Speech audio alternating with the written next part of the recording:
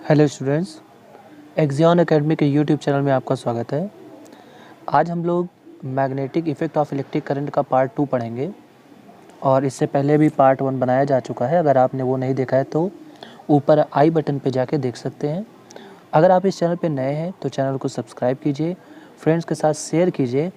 और आज का ये जो वीडियो है ये बहुत ही ज़्यादा इंटरेस्टिंग होने वाला है, क्योंकि आज मैंने विद फिगर आपको हर चीज़ समझाने की कोशिश की है।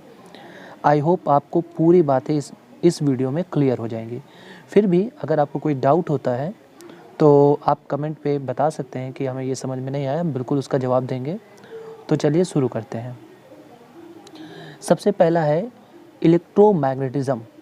अब देखिए इलेक्ट्रोमैग्नेटिज़्म क्या होता है। देखिए आप फिगर को अगर ध्यान से देखेंगे तो यहाँ से साफ साफ समझ में आ रहा है कि एक हमने नीडल लिया, इसमें हमने वायर लपेटा और इस वायर को बैटरी से कनेक्ट कर दिया, और जैसे ही हम स्विच ऑन करते हैं वैसे ही ये जो नीडल्स पड़े हुए हैं ये इस पे स्टिक हो जाते हैं, चिपक जाते हैं। तो कहने का मतलब ये है कि जैसे हमने स्विच ऑन किया तो ये जो नीडल नॉर्मल नीडल था ये एज ए मैग्नेट बन गया। अब ये मैग्नेट क्यों बना? क्योंकि इसमें से जो वायर है इसमें से करंट फ्लो होने लगा। क्लियर? तो यही होता है the phenomena due to which an iron needle behaves as a magnet when an insulated wire is wrapped around it and current flows through it। मतलब ऐसा फिनोमिना, ऐसी घटना जिसमें आयरन नीडल के चारों ओर तार लपेटने पर जब उसमें से हम धारा प्रवाहित करते हैं तो वो एज ए मैग्नेट व्यवहार करने लगता है। This phenomena is discovered by Hans Oersted. देखो ये बिल्कुल ध्यान में रखना है। अगर जैसे एग्ज़ाम में आता है कि इलेक्ट्रोमैग्नेटिज़्म की जो थ्योरी थी वो किसने दी थी, या फिर ये पूछा जाए कि किसने बताया था कि इलेक्ट्रिसिटी से मैग्नेटिज़्म प्रोड्यूस होता है, तो वो थे Hans Oersted. Clear? And such type of magnet is called electromagnet. और इस तरीके के जो मैग्नेट बन जाते हैं इनको हम बोलते हैं electromagnet. The magnet which is produced by flow of electric current is known as electromagnet। I hope आपको पूरी तरह समझ में आ गया होगा। वैसे मैंने इसका PDF लिंक भी दे दिया है डिस्क्रिप्शन में, मेरी वेबसाइट है वहाँ पे जाके आप डाउनलोड कर सकते हैं। तो चलिए आगे बढ़ते हैं। अगला है राइट हैंड थंब रूल। देखिए ये वीडियो फिर से मैं बता रहा हूँ बहुत इंपॉर्टेंट है और इसमें से मोर देन 90% क्वेश्चन पूछे जाते हैं। तो ये राइट हैंड थंब रूल है क्या?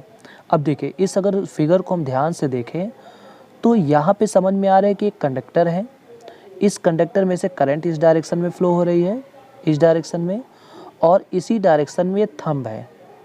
ठीक है? और ये कुछ मुड़ी हुई उंगलियां हैं, कर्ल फिंगर्स हैं, और ये मैग्नेटिक फील्ड लाइंस हैं।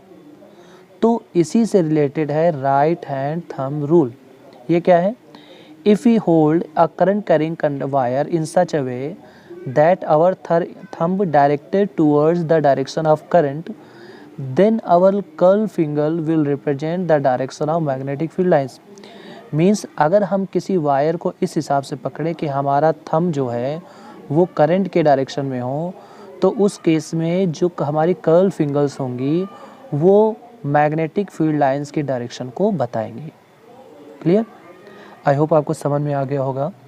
तो चलिए नेक्स्ट आगे बढ़ते हैं। अब यहाँ पे हमने कुछ चीज़ें बताई हैं। Difference between electromagnet and permanent magnet, इनके बीच में डिफरेंस काफ़ी ज़्यादा पूछा जाता है। अब ये है क्या समझिए, इलेक्ट्रोमैग्नेट और परमानेंट मैग्नेट।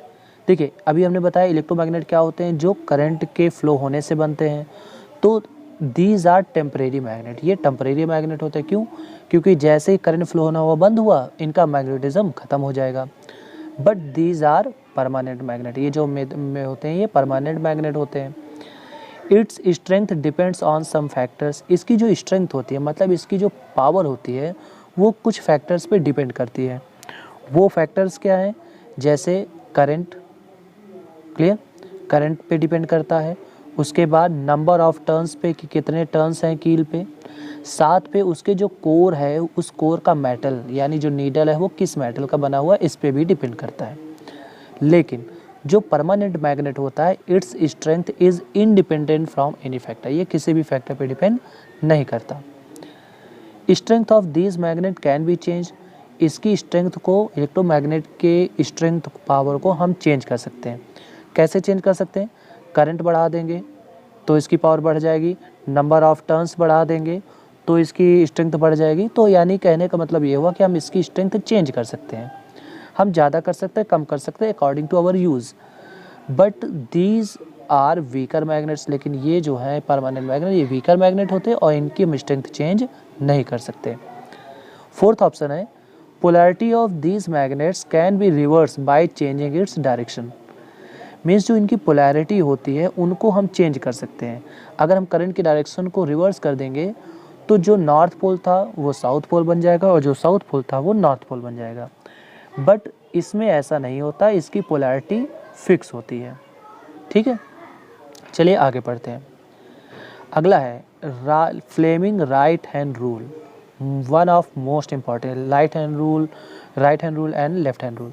तो देखिए आपको फिगर से समझ में आ रहा होगा कि हमने यहाँ पे 3 फिंगर्स को इस हिसाब से रखा है कि ये तीनों परपेंडिकुलर हैं। थंब रिप्रेजेंट कर रहा है मोशन को, 4 फिंगर रिप्रेजेंट कर रहा है फील्ड को जो कि मैग्नेटिक फील्ड है, और ये वाली जो मिडिल फिंगर है वो करंट के डायरेक्शन को बता रहा है। अब ये है क्या समझना।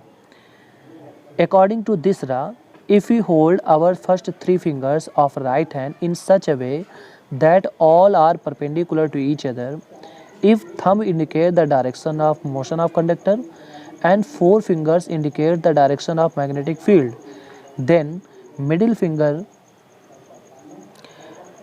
indicate the direction of induced current। मतलब अगर हम अपनी फिंगर्स को इस हिसाब से रखें कि थंब कंडक्टर के मोशन को बताए, 4 फिंगर्स मैग्नेटिक फील्ड के डायरेक्शन को बताए, तो उस केस में जो हमारा मिडिल फिंगर होगा वो इंड्यूस्ड करंट के डायरेक्शन को बताएगा। अब इसका यूज़ कहाँ होता है? तो this law is used in electric generator यानी डायनेमो में इस फिनोमिना का यूज़ होता है। ठीक है, अब नेक्स्ट पढ़ते हैं। तो अब हम लोग पढ़ेंगे फ्लेमिंग लेफ्ट हैंड रूल।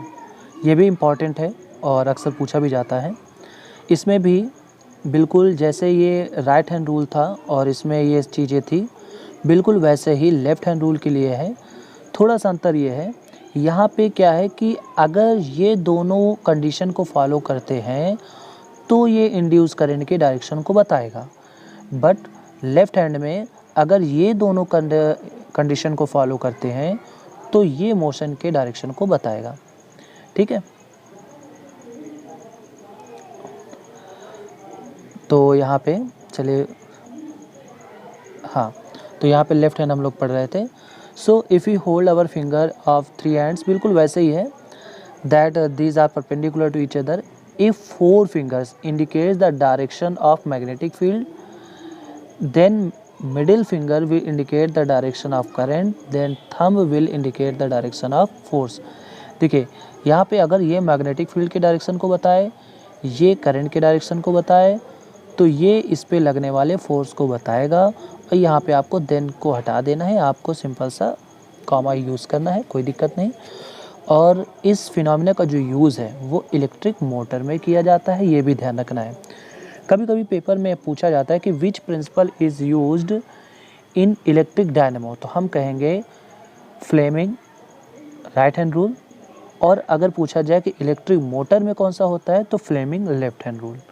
ये आपको ध्यान में रखना है। आई होप आपको पूरी तरह वीडियो समझ में आ गया होगा। अगर आप इस चैनल पे नए हैं तो प्लीज़ चैनल को सब्सक्राइब कीजिए, बेल आइकन हिट कीजिए और अपने फ्रेंड्स के साथ शेयर कीजिए ताकि वो भी अच्छे से स्टडी कर सकें। Have a good day, thank you.